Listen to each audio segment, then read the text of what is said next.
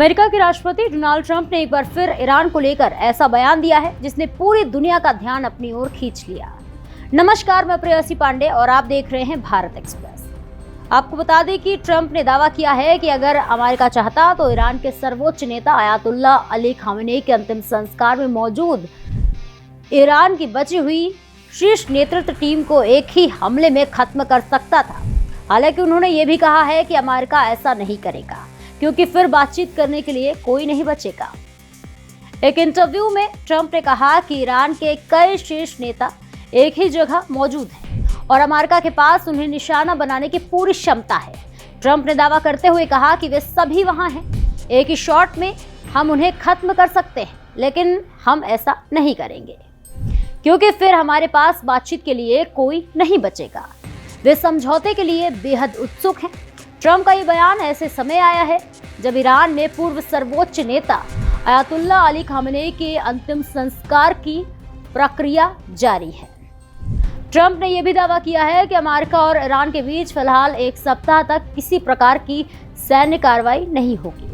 उनके अनुसार दोनों पक्षों के बीच अंतिम संस्कार की प्रक्रिया पूरी होने तक सैन्य गतिविधियों को रोकने पर सहमति बनी हुई है।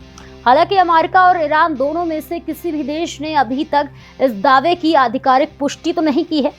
गौरतलब है कि अयातुल्ला अली खामेनेई की मृत्यु 28 फरवरी को उस समय हुई थी जब अमेरिका और इजराइल की ओर से ईरान पर सैन्य कार्रवाई की जा रही थी। उनकी मौत के बाद पूरे पश्चिम एशिया में तनाव और बढ़ गया था। इस्लामी परंपराओं के अनुसार आमतौर पर किसी व्यक्ति को 24 घंटे के भीतर सुपुर्द खाक किया जाता है, लेकिन युद्ध जैसी असाधारण परिस्थितियों के कारण खामेनेई के अंतिम संस्कार की प्रक्रिया में देरी हुई। ईरान ने 4 जुलाई से खामेनेई के अंतिम संस्कार की औपचारिक शुरुआत की है। ये तारीख अमेरिका की स्थापना की 250वीं वर्षगांठ के साथ भी मेल खाती है। अंतिम संस्कार कार्यक्रम के तहत 7 जुलाई को पवित्र शहर कोम में धार्मिक आयोजन किए जाएंगे, जबकि 9 जुलाई को उत्तर पूर्वी शहर मशहद में उन्हें सुपुर्द खाक किया जाएगा। इन कार्यक्रमों में बड़ी संख्या में लोग शामिल हो रहे हैं और पूरी दुनिया की नजरें ईरान पर टिकी हुई हैं। इसी बीच शनिवार को आयोजित विदाई समारोह की कुछ तस्वीरें और वीडियो सोशल मीडिया पर तेजी से वायरल हो रहे हैं। इन तस्वीरों में ईरानी संसद के स्पीकर मोहम्मद और विदेश मंत्री अब्बास अराघची भावुक नजर आए। दोनों नेताओं की आंखों में आंसू दिखाई दिए। इन दृश्यों पर प्रतिक्रिया देते हुए डोनाल्ड ट्रंप ने तंज कसते हुए कहा कि उन्हें लगता था कि ईरानी जनता खामेनेई से नफरत करती है। उन्होंने ये तक कह दिया है कि संभव है कि ये आंसू भी नकली हों। वही रिपोर्ट्स के मुताबिक अली खामेनेई के बेटे मुज्तबा खामेनेई सुरक्षा कारणों से अपने पिता के अंतिम संस्कार में सार्वजनिक रूप से शामिल नहीं हो सके।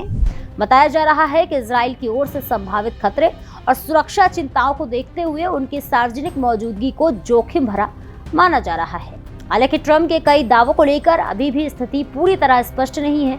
चाहे ईरान के समझौते के लिए तैयार होने का दावा हो या फिर एक सप्ताह तक सैन्य कार्रवाई रोकने की बात, इन सभी दावों की अभी तक किसी स्वतंत्र या आधिकारिक स्रोत से पुष्टि नहीं हुई है। ऐसे में फिलहाल इन्हें ट्रंप के व्यक्तिगत दावे के तौर पर ही देखा जा रहा है। आने वाले दिनों में यदि इस मामले में कोई आधिकारिक जानकारी सामने आती है तो ये घटनाक्रम वैश्विक राजनीति और पश्चिम एशिया की स्थिति पर बड़ा असर डाल सकता है। फिलहाल इस खबर में इतना ही। ऐसे ही और भी तमाम खबरों को देखने के लिए जुड़े रहिए भारत एक्सप्रेस के साथ।